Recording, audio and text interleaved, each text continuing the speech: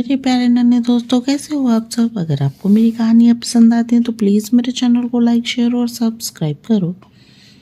बच्चों, आज जो कहानी मैं आपके लिए लेकर आई हूँ उस कहानी का शीर्षक है जेब की प्यास। मुल्ला नसरुद्दीन बहुत दिनों के बाद बुखारा आए हुए थे। जैसे जैसे उनके पहचान के लोगों को मुल्ला नसरुद्दीन के बुखारा में होने की जानकारी मिल रही थी, वैसे वैसे मुल्ला नसरुद्दीन के पास मिलने आने वालों की संख्या में इजाफा हो रहा था।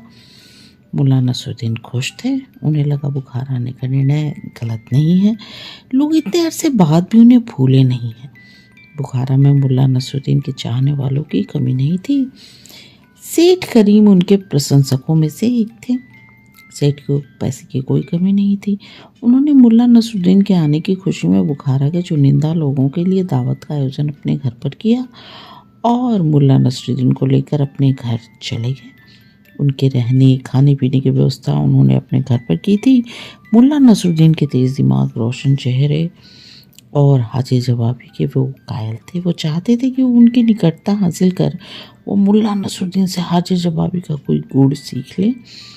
अपने इसी उद्देश्य के तहत वो मुल्ला को अपने घर ले आए थे और उनकी शान में दावत देने के पीछे उनकी मंशा थी कि लोग जान ले कि मुल्ला नसरुद्दीन के साथ सेठ करीम की निकटता है। मुल्ला नसरुद्दीन की आवभगत जिस तरह सेठ करीम ने की थी, उन्होंने मुल्ला नसरुद्दीन भी सेठ करीम के प्रति उदार हो गए थे और सोच रहे थे कि किसी तरह वो सेठ करीम के इस उपकार का बदला चुका दे। खैर, दावत का दिन आ गया। सेठ करीम के घर को दावत के ख्याल से खूब सजाया गया था। लोगों को बैठाने और जिमाने के लिए जगह जगह पर खिदमतगार खड़े थे। इतनी चाक चौबंद व्यवस्था थी कि कोई चूक निकालना मुश्किल था। अतिथि आने लगे थे। भोजन परोसे जाने में भी देरी थी। मुल्ला नसरुद्दीन को एक ऊंचे तख्त पर बिठाया गया था ताकि दावत में आने वाला हर शख्स उन्हें देख सके कि यही वह शख्स है जिसकी शान में सेठ करीम इतनी बड़ी दावत दी है। मुल्ला नसरुद्दीन उस तख्त पर बैठकर आने वाले अतिथि को देख सकता था। उसने दरवाजे से एक गोल मटोल से आदमी को प्रवेश करते देखा। देखने में काफ़ी संपन्न दिख रहे इस व्यक्ति ने कीमती और सजीला लिबास पहन रखा था। उसकी चाल में विशेष किस्म की अकड़ थी तथा उसकी मूछें बड़ी रोबीली थी। सेठ करीम ने जब उस शख्स को देखा तो खुद उठकर उसकी अगवानी की और उसे एक गद्देदार तख्त पर बिठाया जिस पर पहले से ही गाव तकिए रखे हुए थे। मुल्ला ने उस व्यक्ति को देखकर अनुमान लगाया कि जरूर ये सेठ करीम का कोई रिश्तेदार होगा, अन्यथा ये खुद आगे बढ़कर उसकी अगवानी नहीं करता। थोड़ी ही देर के बाद सेठ करीम उस व्यक्ति को साथ लेकर मुल्ला नसरुद्दीन के पास आए तथा उन्होंने मुल्ला का परिचय कराते हुए कहा, ये हमारे बड़े बहनोई हैं रहमत अली। बड़े ही रसूख वाले इंसान हैं। पूरे बुखारा में इनके जैसी शाख वाला कोई व्यापारी नहीं। जुबान पर लाख करोड़ का हिसाब रखते हैं और इशारों पर करोड़ों की लेन देन हो जाती है। औपचारिकता बस मुल्ला नसरुद्दीन अपने तख्त से उठे और रहमत अली का अभिवादन किया।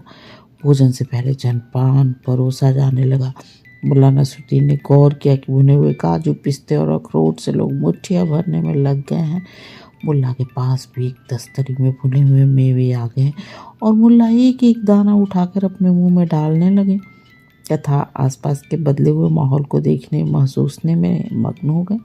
लोग सूखे मेवे पर टूट से पड़े थे। तभी मुल्ला की नज़र दूर बैठे रहमत अली पर पड़ी।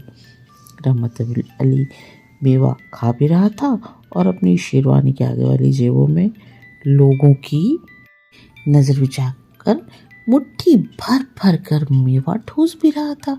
वो जहाँ बैठा था वो जगह ऐसी थी जहाँ पर अतिथियों की नज़र नहीं पड़ सकती थी। बहुत देर तक मुल्ला नसरुद्दीन बैठकर रहमत अली की कारगुजारी देखते रहे। जब जलपान समाप्त हो गया तब रहमत अली हाथ धोने के लिए अपने स्थान से उठे और दूसरी तरफ से मुल्ला नसरुद्दीन भी उनके पास आ गए। जिस समय रहमत अली अपना हाथ धो रहे थे उसी समय पानी का एक बर्तन उठाकर मुल्ला नसरुद्दीन ने रहमत अली की शेरवानी की आगे वाली जेब में पानी डालना शुरू कर दिया। रहमत अली को समझते कि मुल्ला नसरुद्दीन ने एक जेब छोड़कर दूसरी जेब में भी पानी डालना शुरू कर दिया। मुल्ला नसरुद्दीन की इस कारगुजारी पर रहमत अली मुल्ला को डांटने लगे, अरे तुम्हारा दिमाग खराब हो गया है क्या? तुमने तो मेरी शेरवानी ही खराब कर डाली। रहमत अली का गरजना बरसना सुनकर उनका साला सेठ करीम दौड़ा दौड़ा वहाँ पर आया और सारा मंजर देखकर मुल्ला नसरुद्दीन से पूछा, ऐसा आपने क्यों किया जनाब? मुल्ला नसरुद्दीन ने तुरंत रहमत अली की सिरवानी में हाथ डाला और एक मुट्ठी भुने हुए काजू निकाल कर सेठ करीम को दिखाते हुए कहा, सेठ करीम, मैंने बहुत देर तक आपके रिश्तेदार की जेब को खाते देखा, मगर उसे पानी पीते नहीं देखा। तो ये सोचकर उसे पानी पिलाने लगा कि इतना खाने पर तो किसी को भी प्यास लग सकती है, तो जेब को भी लगी होगी। मुल्ला नसरुद्दीन की मासूमियत से कही गई बात सुनकर वहाँ मौजूद लोग हंसने लगे और रहमत अली की हालत ऐसी हो गई, काटो तो खून नहीं। बच्चों, अगर आपको मेरी आज की कहानी पसंद आई तो प्लीज़ मेरे चैनल को लाइक शेयर और सब्सक्राइब करो और मेरे प्यारे नन्हे दोस्तों, आप आराम से सो जाओ और सपनों की दुनिया में खो जाओ। गुड नाइट मेरे प्यारे नन्हे दोस्तों, गुड नाइट।